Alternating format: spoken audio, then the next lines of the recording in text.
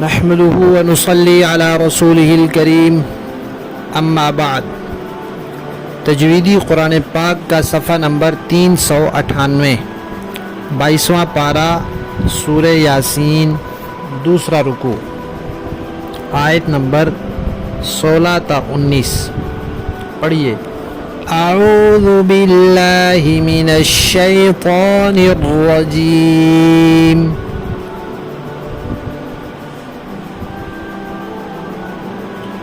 बिस्मिल्लाहिर रहमानिर रहीम।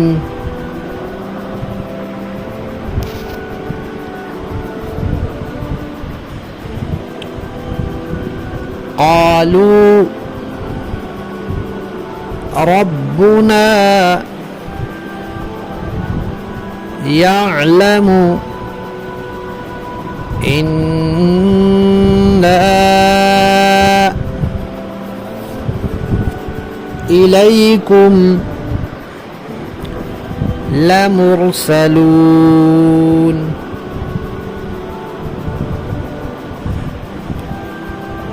वमा अलैना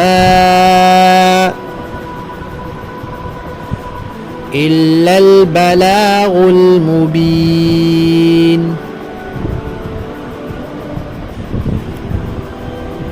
क़ालू इन्ना ततय्यरना बिकुम line lump तंतहू लनरजुमन्नकुम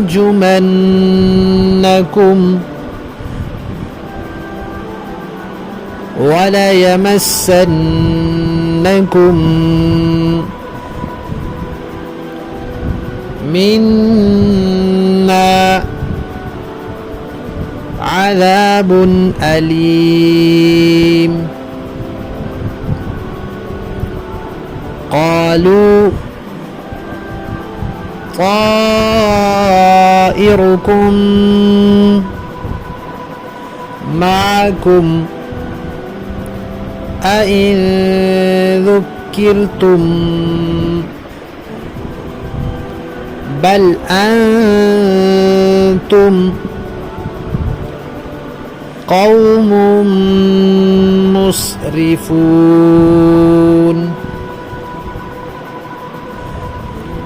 सदक़ल्लाहुल अज़ीम। तर्जुमे वाले कुरान पाक का सफ़ा नंबर 824, 22वां पारा, सूरह यासीन, दूसरा रुकू, आयत नंबर 16 ता 19। अऊज़ु बिल्लाहि मिनश शैतानिर रजीम। बिस्मिल्लाहिर रहमानिर रहीम। क़ालू रब्बुना यअलमु इन्ना इलैकुम लमुरसलून वमा अलैना इल्लल बलागुल मुबीन। क़ालू इन्ना ततय्यरना बिकुम लइन लम तंतहू लनरजुमन्नकुम वलयमस्सन्नकुम मिन्ना अज़ाबुन अलीम। क़ालू ताइरुकुम माअकुम अइन ज़ुक्किरतुम बल अंतुम क़ौमुम मुस्रिफून। सदक़ल्लाहुल अज़ीम। पिछली आयत में इस रुकू के शुरू से इस बात का तज़किरा आया है कि किसी बस्ती वालों के पास अल्लाह ताला ने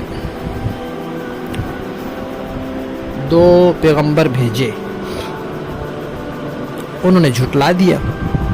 अल्लाह ताला ने फिर तीसरों को भेजा और तीनों ने उनसे कहा कि हम अल्लाह के भेजे हुए हैं। या बाज़ तफसीरों के मुताबिक किसी पैगंबर ने अपने कासिद भेजे तो उन्होंने कहा कि भाई आप तो हमारे जैसे इंसान हैं, اللہ تعالیٰ نے تو کبھی کوئی چیز نازل ہی نہیں کی، نعوذ باللہ آپ جھوٹ بولتے ہیں۔ تو اس کے جواب میں ان پیغمبروں نے کیا فرمایا، اب اس کا تذکرہ آ رہا ہے۔ اللہ تعالیٰ فرماتے ہیں انہوں نے کہا کہ ہم یہ کہہ رہے ہیں کہ ہم اللہ کے بھیجے ہوئے ہیں، اور اللہ تعالیٰ جب کسی پیغمبر کو بھیجتے ہیں تو ان کو کچھ نشانیاں دیتے ہیں، کچھ معجزات دیتے ہیں تاکہ لوگوں کو یقین ہو جائے۔ تو انہوں نے کہا دیکھو اللہ جانتا ہے جو کچھ ہم کہہ رہے ہیں، اگر ہم جھوٹ بول رہے ہیں، خام خواہ کہہ رہے ہیں کہ اللہ نے ہمیں بھیجا ہے، ہم اللہ کے بھیجے ہوئے ہیں، تو پھر اللہ تعالیٰ ہماری بات نہیں چلنے دیں گے۔ ہم اگر کوئی معجزہ دکھاتے ہیں تو وہ نہیں دکھا سکیں گے، اور اگر ہم دکھا رہے ہیں اور اس میں ہم کامیاب ہو رہے ہیں تو اس کا مطلب ہے کہ پھر ہم جھوٹ نہیں بول رہے، ورنہ اللہ تعالیٰ اپنے نام پر کسی کے جھوٹ کو اس طرح چلنے نہیں دیتے۔ پھر انہوں نے کہا کہ دیکھو جو داعی ہوتا ہے، دین کی دعوت دینے والا ہوتا ہے، دین کا پیغام پہنچانے والا ہوتا ہے، چاہے وہ نبی ہو یا نبی کا کوئی امتی ہو، اس کا کام صرف اور صرف بات پہنچا دینا ہوتا ہے، اس کے ذمے بات منوانا نہیں ہوتا، صرف پہنچانا ہوتا ہے۔ لہذا ہمارے ذمے بھی بات پہنچانا ہے۔ ہم نے جب تم تک بات پہنچا دی، ہم الحمدللہ کامیاب ہو گئے، ہمیں جس مقصد کے لیے بھیجا گیا تھا وہ مقصد پورا ہو گیا۔ اب تم مانو یا نہ مانو وہ تمہارا کام ہے۔ اچھا پھر کیا ہوا؟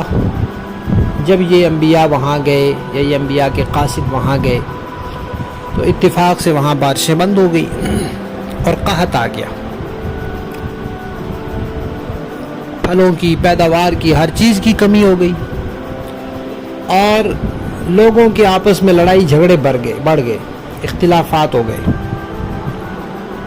تو وہ الٹی عقل والے لوگ تھے، ان کو سوچنا تو یہ چاہیے تھا کہ ہم اللہ کی نافرمانی کر رہے ہیں، یہ انبیاء آئے، ان کو ہم نے جھٹلایا ہے، ہم نے ان کی دعوت پر لبیک نہیں کہا، تو اس لیے یہ اللہ تعالیٰ کی طرف سے عذاب آیا۔ انہوں نے الٹا ان کو کہا کہ نعوذ باللہ تم منحوس ہو اور تمہاری وجہ سے ہمیں ان مصیبتوں کا سامنا ہو رہا ہے۔ پھر انہوں نے ان کو دھمکی دی، بستی والوں نے ان کو دھمکی دی اور کہا کہ تم باز آ جاؤ، یہ جو تم باتیں کر رہے ہو اس سے باز آ جاؤ، ورنہ ہم تمہیں سخت سزا دیں گے اور اس کے بعد پتھر مار مار کے تمہیں ختم کر دیں گے۔ تو انہوں نے جواب میں بستی والوں سے کہا کہ تمہاری عقل الٹی ہے، ایک تو تم نے اللہ تعالیٰ کی احکامات کی خلاف ورزی کی، غلط عقیدے اپنائے، غلط اعمال کیے، اس کی وجہ سے تمہارے اوپر وبال آیا، قحط آیا۔ اب تمہاری عقل الٹی کہ تم اس کا سبب بھی ہمیں سمجھ رہے ہو، ہماری دعوت پر ایمان لاؤ تو تمہارے حالات بہتر ہوں۔ پھر کہا کہ صرف اس لیے کہ تمہیں ایک نصیحت کی گئی ہے، تمہیں ایک دعوت پہنچائی گئی ہے، ایک اچھی بات تمہیں بتائی گئی ہے، اس لیے تم ہمیں کہتے ہو کہ ہم تمہیں پتھر مار مار کے ختم کر دیں گے۔ یہ تو بہت بری بات ہے۔ ہر چیز کی ایک حد ہوتی ہے، تم تو حد سے بڑھ گئے ہو، اتنی سی بات پر تم ہمیں دھمکیاں دے رہے ہو کہ ہم تمہیں پتھر مار کے ختم کر دیں گے۔ ایک بات یہ یاد رکھنے کی ہے کہ کوئی شخص نبوت کا دعویٰ کرے تو پھر وہ کوئی شعبدہ نہیں دکھا سکتا، کیونکہ اگر سچے انبیاء بھی نبوت کا دعویٰ کرے اور معجزات دکھائیں اور کوئی جھوٹا نبوت کا جھوٹا دعویٰ کر کے بھی کوئی ایسی چیز دکھا دے تو پھر لوگ فیصلہ کیسے کریں گے؟ اس لیے کوئی نبوت کا جھوٹا دعویٰ کرے تو پھر اللہ تعالیٰ اس کے ہاتھ پر ایسی چیزیں ظاہر نہیں کرتے۔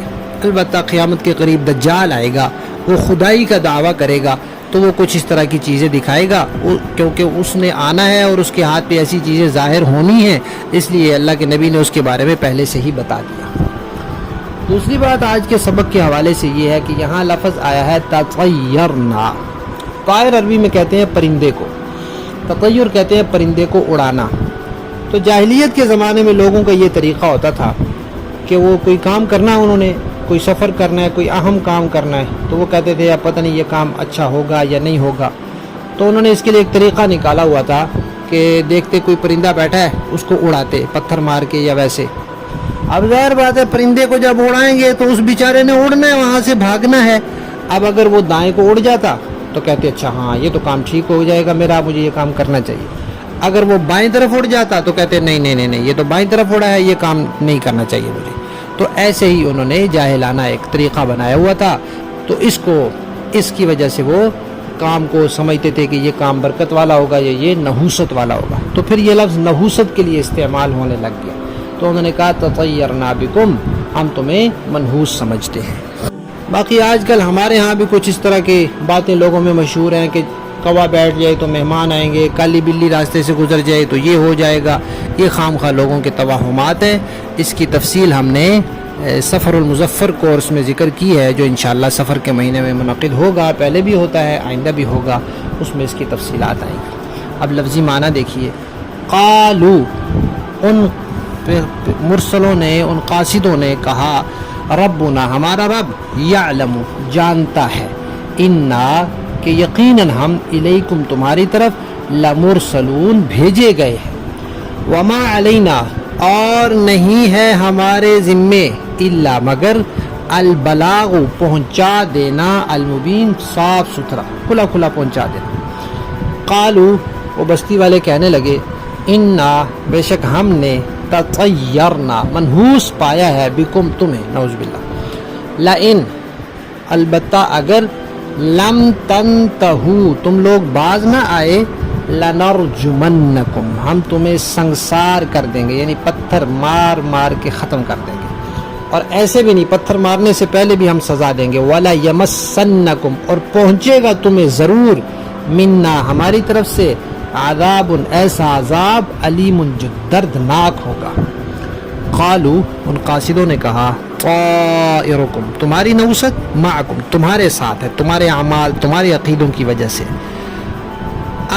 کیا، ان ذکرتم، کیا صرف اس لیے کہ تمہیں نصیحت کی گئی ہے اس لیے تم ہمیں قتل کر دو گے، بل انتم، بلکہ حقیقت یہ ہے کہ تم لوگ، قوم، ایسی قوم ہو، مسرفون، جو حد سے بڑھنے والی ہے۔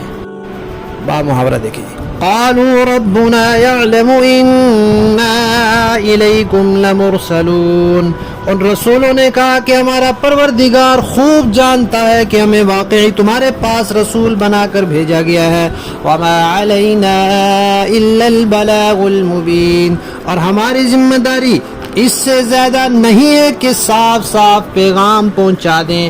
قالوا انا تطیرنا بکم لئن لم تنتهوا لنرجمنکم وليمسنکم منا عذاب علیم، بستی والوں نے کہا، ہم نے تو تمہارے اندر نحوست محسوس کی ہے، یقین جانو اگر تم باز نہ آئے تو ہم تم پر پتھر برسائیں گے اور ہمارے ہاتھوں تمہیں بڑی دردناک سزا ملے گی۔ قالوا طائرکم معکم، رسولوں نے کہا تمہاری نحوست خود تمہارے ساتھ لگی ہوئی ہے، اَإِن ذُكِّرْتُم بَلْ أَنتُمْ قَوْمٌ مُسْرِفُونَ، کیا یہ باتیں اس لیے کر رہے ہو کہ تمہیں نصیحت کی بات پہنچائی گئی ہے، اصل بات یہ ہے کہ تم خود حد سے گزرے ہوئے لوگ ہو۔ صدق اللہ العظیم۔ تو اس سے ہمیں سبق یہ ملا ہے کہ بدعمالیوں کی وجہ سے کوئی مصیبت آ جائے تو اس کا ذمہ دار دوسروں کو نہیں ٹھہرانا چاہیے، بلکہ اپنی اصلاح کرنی چاہیے، اپنا عقیدہ، اپنا عمل درست کرنا چاہیے، اللہ کو راضی کرنا چاہیے، تاکہ وہ